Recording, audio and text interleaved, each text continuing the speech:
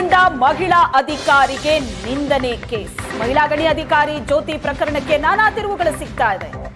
ಪ್ರಣವಾನಂದ ಸ್ವಾಮೀಜಿಗಳಿಂದ ಈ ಪ್ರಕರಣಕ್ಕೊಂದು big twist ಸಿಕ್ಕಿದೆ. ಕಾಂಗ್ರೆಸ್ ವಿರುದ್ಧ ತಿರುಗಿ ಬಿದ್ದ ಈಡಿಗ ಸಮುದಾಯದ ಸ್ವಾಮೀಜಿ ಸಿಎಂ ಹಿಂದುಳಿದ ವರ್ಗಕ್ಕೆ ನಿರ್ಲಕ್ಷ್ಯ ಮಾಡ್ತಾ ಇದ್ದಾರೆ ಅಂತ ಕಿಡಿಕಾರಿದ್ದಾರೆ.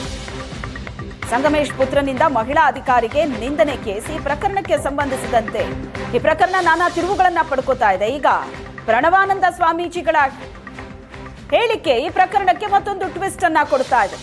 ಸರ್ಕಾರ ಈಡಿಗ ಸಮುದಾಯವನ್ನ ಟಾರ್ಗೆಟ್ ಮಾಡ್ತಾ ಇದೆ ಅಂತ ಆಕ್ರೋಶ ವ್ಯಕ್ತಪಡಿಸಿದ್ದಾರೆ ಸ್ವಾಮೀಜಿ. ಜ್ಯೋತಿ ಪ್ರಕರಣದಲ್ಲಿ ಈಡಿಗ ಸ್ವಾಮೀಜಿ ಸ್ಫೋಟಕ ಹೇಳಿಕೆಯನ್ನ ಕೊಟ್ಟಿದ್ದಾರೆ. ಹಿಂದುಳಿದ ವರ್ಗದ ಅಧಿಕಾರಿಯನ್ನ ಟಾರ್ಗೆಟ್ ಮಾಡ್ತಾ ಇದ್ದಾರೆ. ಗಣಿ ಇಲಾಖೆ ಅಧಿಕಾರಿಗಳು ರಾಜಕಾರಣಿಗಳಿಂದ ದೌರ್ಜನ್ಯ ನಡೀತಾ ಇದೆ. ಶಾಸಕನ ಪುತ್ರನ ವಿರುದ್ಧ ದೂರು ಕೊಡದಂತೆ ಒತ್ತಡ ಹಾಕಿದ್ದಾರೆ. ಗಣಿ ಅಧಿಕಾರಿ ಜ್ಯೋತಿಗೆ ಇಲಾಖೆ ಅಧಿಕಾರಿಗಳಿಂದಲೇ ಒತ್ತಡ ಬರ್ತಾ ಇದೆ. ರಾಜಕಾರಣಿಗಳಿಂದಲೂ ದಬ್ಬಾಳಿಕೆ ನಡೆದಿತ್ತು ಅಂತ ಹೇಳಿದ್ದಾರೆ ಸ್ವಾಮೀಜಿ. ಸ್ವಾಮೀಜಿಯ ಈ ಹೇಳಿಕೆ ಈ ಪ್ರಕರಣಕ್ಕೆ ಮತ್ತೊಂದು ಟ್ವಿಸ್ಟ್ ಅನ್ನ ಕೊಡ್ತಾ ಇದೆ. ಇಡೀ ಕರ್ನಾಟಕ ರಾಜ್ಯದ ಈಡಿಗ ಬಿಲ್ಲವ ನಾಮಧಾರಿ ಸಮಾಜ ಇದನ್ನ ಸಂಪೂರ್ಣವಾಗಿ ನಾವು ಖಂಡಿಸ್ತಾ ಇದ್ದೇವೆ. ಮಹಿಳೆಯನ್ನು ಜೀವ ಬೆದರಿಕೆ ಹಾಕುವುದು ಅಷ್ಟೇ ಅಲ್ಲ, ಬೈದುದು ಅಷ್ಟೇ ಅಲ್ಲ, ಮರಳ ಗಾಡಿಯನ್ನೇ ಅವರ ಮೇಮೇಲೆ ಹತ್ತಿಸಕ್ಕನ್ನ ಹೋಗಿದ್ದಾರೆ. ನಮ್ಮ ಕಾನೂನು ಕ್ರಮವನ್ನೇ ಬೇಡುವ ಅವಶ್ಯಕತೆ ಇಲ್ಲ. ಇಲ್ಲಿ ಮೆಜಾರಿಟಿಯಲ್ಲಿ ಸಮಾಜ ಇದೆ. ಸಮುದಾಯದ ಸ್ವಾಭಿಮಾನ ಎತ್ತಿ ಹಿಡಿಯಬೇಕಾಗತ್ತೆ. ಒಬ್ಬ ಸಮುದಾಯದ ಮಹಿಳೆ ಅವರ ಮನೆ ಹೋಗಿ ಬಂದೆ ನಾನು, ಬಹಳ ಸಣ್ಣ ಮನೆ.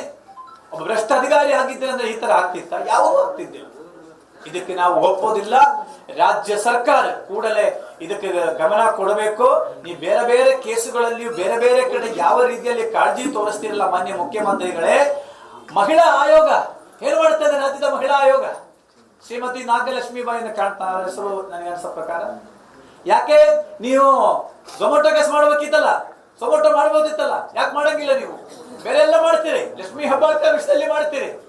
ಯಾಕೆ ಲಕ್ಷ್ಮೀ ಹೆಬ್ಬಾಳ್ಕರ್ ಮೇಲ್ವರ್ಗದ ಮಹಿಳೆ ಆಗಿದ್ರಿಂದ.